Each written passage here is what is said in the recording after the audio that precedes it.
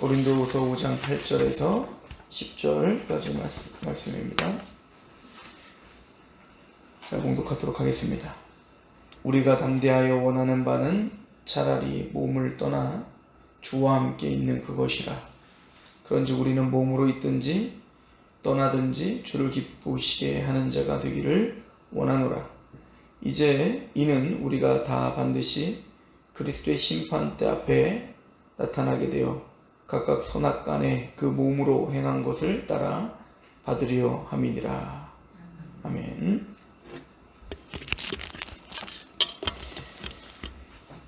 사도 바울이 자신의 잠시 받는 환난이 경한 것이 지극히 크고 영원한 영광에 주한 것을 우리에게 이루게 함이니 라고 고린도후서 4장 17절에 이야기를 하고 있었죠. 14만 4천, 계시록에 나와 있는 14만 4천을 묘사할 때 특별히 계시록 7장에 택함받은 하나님의 백성들, 그 14만 4천은 제사장이다 라고 하는 것을 흰무리를 통해 설명을 하거든요. 근데 그들을 묘사할 때 환난 중에 나온다 이렇게 표현해요. 환난 중에 나오는 자들인데, 그러니까 하나님의 택함받은 백성들은 환난을 감수하면서 사는 사람들이에요. 왜냐하면 하나님의 말씀과 하나님의 원리대로 산다는 것은 세상의 원리와는 반하는 삶을 사는 거거든요. 그러니까 고난이 있을 수밖에 없는 거죠. 예수님도 우리에게 자기를 따르려거든 자기 십자가를 지고 자기를 부인하고 따르라 라고 말씀하셨던 말씀을 기억한다면, 또 믿음의 선진들의 이야기들이 전부가 다 고난을 통과한 것, 그러니까 이스라엘이 40년 광야를, 또 모세도 40년 광야를,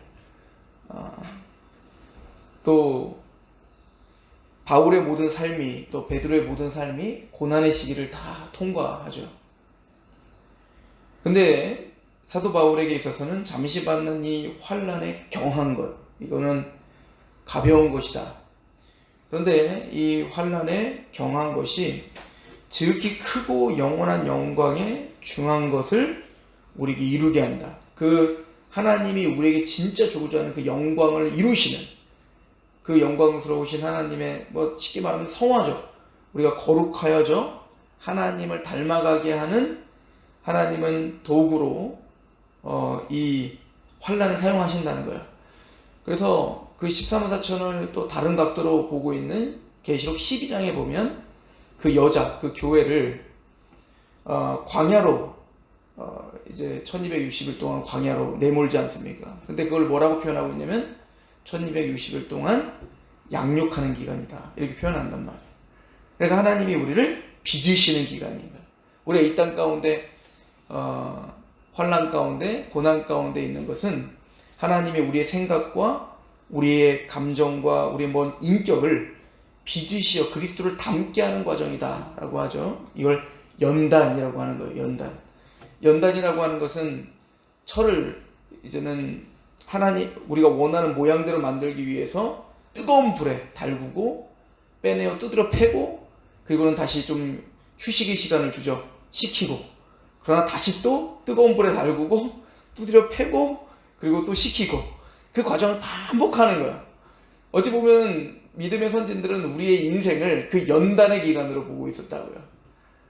그래서 사도 바울도 로마서에 뭐라고 해요? 로마서 5장에 우리가 믿음으로 의롭다함을 받고 하나님과 화평을 누리고 우리가 장차올 그 하나님의 소망을 바라본다 이렇게 말하잖아요. 그런데 우리는 단순히 그뿐만 아니라 우리가 소망을 부끄러워하지 않는다 라고 말하면서 믿음의 지식을, 고린도 교회에게 보내는 편지에도 사도 바울이 믿음의 지식의 절제의 인내는 연단은 또 그 우애를 또 사랑으로 이렇게 인도하시죠.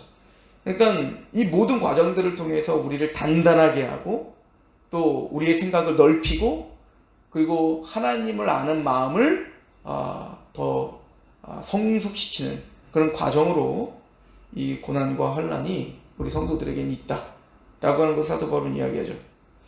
그러나 그런 환난 중에도 사도 바울이 담대하고, 특히 이제 16절에 우리가 낙심하지 아니하며. 그러니까 4장에서 강조하고 있는 것은 낙심하지 아니하고, 그죠? 4장 1절에 낙심하지 아니하고, 또 16절에 우리가 낙심하지 아니하고. 그러니까 낙심하지 않는 이유가 뭐예요? 바로 이것이 바로 연단의 과정이며, 장차 우리에게 주어질 특히 무겁고 영광스러운 것을 주시기 위한, 또 우리에게 이루기 위한 과정이라는 걸 알기 때문에 그래요. 그 과정이라는 걸 아는 걸 뭐라고 하는 거냐면 지혜라고 하는 거예요. 야고보서 1장에 믿음의 시련을 받을 때 온전히 기쁘게 여기라. 그 믿음의 시련이 너에게 인내를 만들어내고 인내가 너희를 온전하게 할 것이다. 그리고 지혜가 부족하거든 지혜를 구하라. 이렇게 이야기하는 거 아니겠어요? 그리고 5장에서 강조하고 있는 건 제가 보기에는 담대하다라고 하는 겁니다. 그러니까 4장에서는 내가 이걸 믿고 있으므로 낙심하지 않는다. 내가 쓰러지지 않는다. 내가 거꾸로 트림을 당하여도 내가 거기에 완전히 매몰되지 않는다. 이렇게 이야기했잖아요. 그러니까 7절에 4장 7절에 우리가 이 보배를 질그릇 가운데 가졌으니 이는 심히 능력은 큰 능력은 하나님께 있고 우리에게 있지 아니함을 알게 하려니라. 우리가 사방으로 우겨싸움을 당하여도 쌓이지 아니하며 답답한 일을 당하여도 낙심하지 아니하며 박해를 받아도 버림받지 아니하고 거꾸로 튀임을 당하여도 망하지 아니하고. 그러니까 낙심하지 않는 이유가 여기 있다. 이렇게 말을 하고 있다면 5장에서 우리에게 강조하고 있는 말은 나는 담대하다 이거예요. 낙심하지 않는 뿐만 아니라 담대하다. 어떤 상황과 환경과 또 어떤 시련이 와도 믿음의 사람이란, 믿음의 능력이란 낙심하지 않게 하고 그리고 담대하다 이거를 이야기하죠. 그래서 5장 6절에 그러므로 우리가 항상 담대하여 몸으로 있을 때에는 주와 따로 있는 줄을 아노니. 8절에도 우리가 담대하여 원하는 바는 차라리 몸을 떠나 주와 함께 있는 그것이다 이거예요. 사실은 죽이기 밖에 더 하겠니? 이런 말이 있잖아요. 근데 사도 바울이 정말 그렇게 살았던 거예요. 사탄이 우리를 공격할 때 가장 근본적인 두려움을 자극하는데 그건 바로 사망이죠. 죽이는 거예요. 그러니까 이제 예수님도 그렇게 말하는 거예요. 너희의 육신을 죽이는 자를 두려워하지 말고 너의 영혼을 파멸시킬 수 있는 자를 두려워하라. 뭘 두려워하면서 하느냐? 이건 거죠. 그러니까 보여지는 세상보다 더 큰 걸 보는 게 바로 신앙이에요.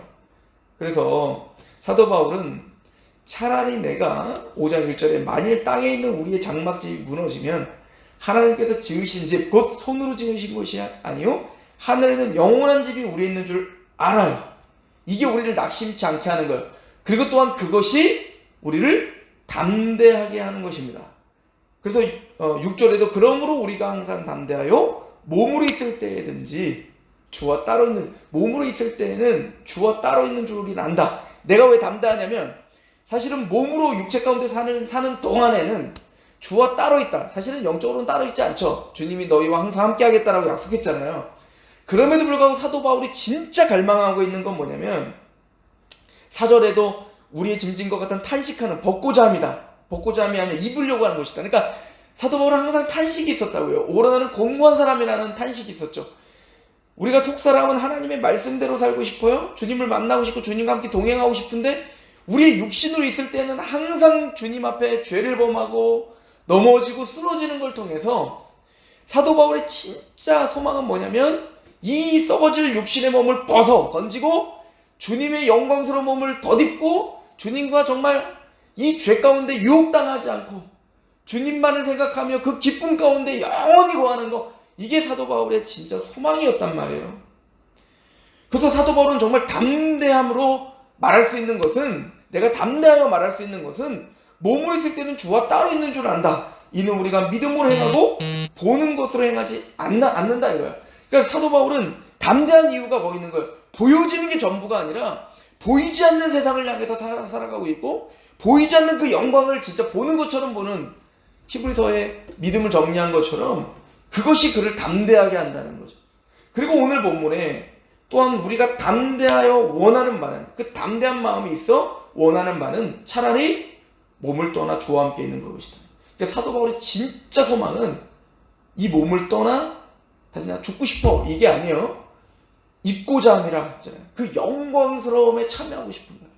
진짜 그 하나님의 영광을 누리고 싶고 진짜 그 하나님의 영광 가운데 함께 거하여 하나님이 느끼는 그 기쁨, 예수님이 우리에게 아버지여 내가 당신과 누렸던 그 기쁨을 이들도 알게 해주세요 라고 했던 그 기쁨 가운데 영원히 거하고 싶은, 환난이 없고 고난이 없고 그 영광스러움만 있는 그 몸을 떠나 주와 함께 동행하는 것, 이게 내가 진짜 원하는 것이다.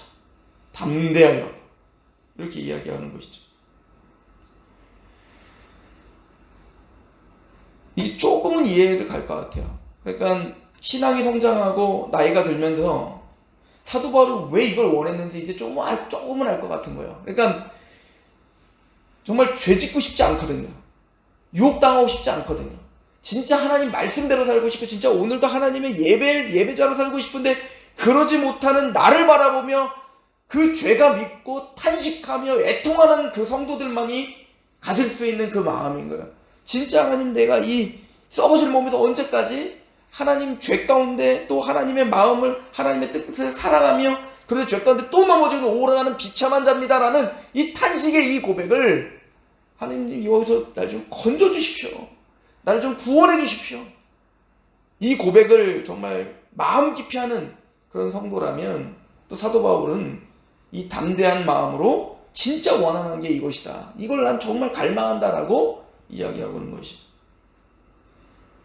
그래서 사도 바울은 내가 이곳에 있는 이유가 있다라고 하는 것을 믿어요. 하나님의 주권 가운데, 우리가 육체 가운데 거하는 건 하나님의 뜻이 있고 사명이 있다는 걸 알죠. 그래서 9절에 그런즉 우리는 몸으로 있든지 떠나든지 주를 기쁘시게 하는 자가 되기를 힘쓴다. 단순히 죽고 싶다고 막 난 이 세상은 그러니까 다 필요 없어, 이 세상은 영혼의 감옥이야, 이 세상은 그냥 버텨내는 거야, 이 세상은 끝이야, 나는 저 영원한 천국만 바라보고 살 거야, 이것도 아니에요. 사도 바울은 정말 그 영광스러움을 바라보는 사람은 그 힘들고 고통스러운 현실을 바라볼 때 힘이 있어요. 이 현실을 사는 의미가 있는 거예요.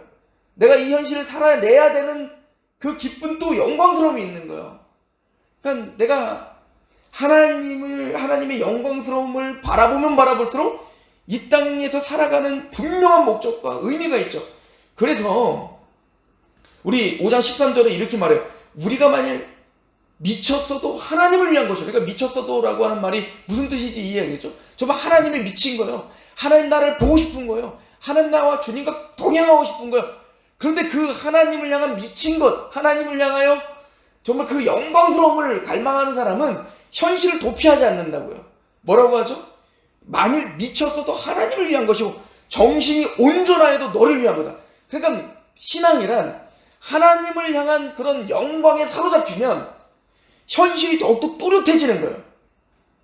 현실이 더욱더 명확해지는 거예요. 내가 사는 목적이 분명해지는 거예요. 이게 신앙이에요. 이 균형이 잡혀야 되는 것이죠. 그렇다면 이 현실이 왜 의미가 있는가? 나는 그러면 이 현실 가운데 어떻게 사는가? 9절에 그런즉 우리는 몸으로 있든지 떠날 때 주를 기쁘시게 하는 자가 되기를 힘쓴다. 우리는 그 영광을 바라보는 자이기 때문에 오늘 하루하루 살아갈 때 주님을 기쁘시게 할 게 무엇인가 시험하여 보라. 에베소서 5장에 있는 것처럼 주님이 기쁘시게 할 것인 게 무엇인지 힘쓰는 자가 된다는 거예요. 내가 가정에 있든 직장에 있든 목회를 하든 내가 학생이든 내가 주님을 기쁘시게 하는 게 무엇인지 오늘 하루하루를 고민하며 힘쓰며 산다는 거예요. 현실을 도피하지 않습니다. 왜 그럴까요?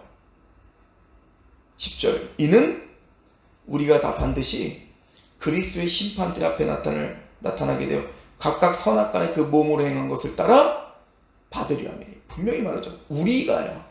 구원받아 하나님의 백성들은 모두가 다 심판 앞에 설 것이다. 이렇게 말해요.